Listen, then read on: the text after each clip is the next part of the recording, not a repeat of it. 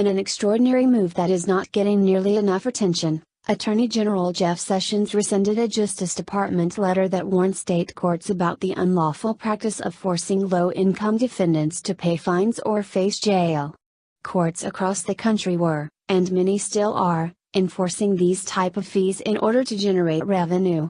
When people fail to pay the fees typically imposed for minor traffic infractions or city code violations, courts have been issuing arrest warrants, sending people to jail or taking away their driving licenses. The problem with all that? In America, we don't believe in debtors' prisons. Oh, and the practice is unconstitutional. That means illegal. The U.S. outlawed debtors' prisons in 1833. In 1983, the U.S. Supreme Court also ruled that jailing indigent debtors was illegal under the 14th Amendment's Equal Protection Clause. The idea that the Department of Justice doesn't care about the United States Constitution in courts is so wrong, and really unfortunate. It is a message that should not be sent, and has practical implications, the Honorable Lisa Foster, who served as the director of the Office for Access to Justice at the U.S. Department of Justice, said to Law and Crime. Foster authored the Dear Colleague letter that was sent out in March 2016, and was rescinded by Sessions on Thursday. Maybe the worst part of all about this decision?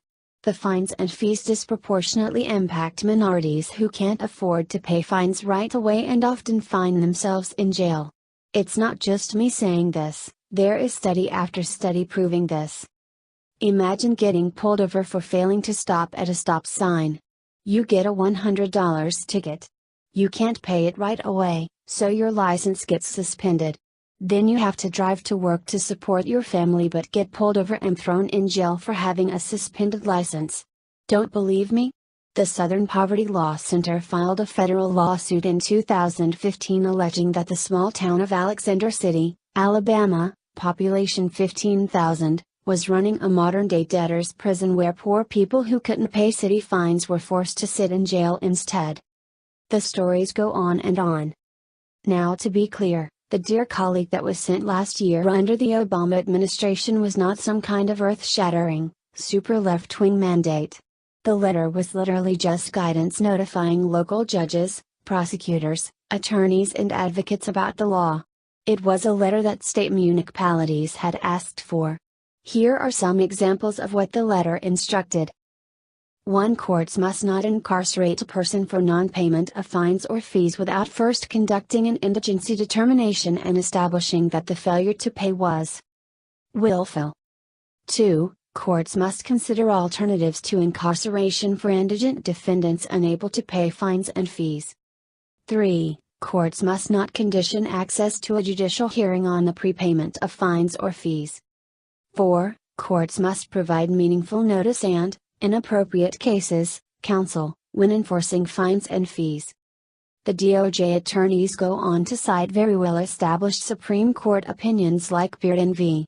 Georgia, 1983, to back up their guidelines. The SCOTUS opinion found that the due process and equal protection principles of the 14th Amendment prohibit punishing a person for his poverty. In fact, the Supreme Court has repeatedly held that the government can jail someone for failure to pay a fine. The strange thing about all of this is that until Attorney General Sessions came along, this was a pretty nonpartisan issue. Both Republicans and Democrats agreed there was a problem here.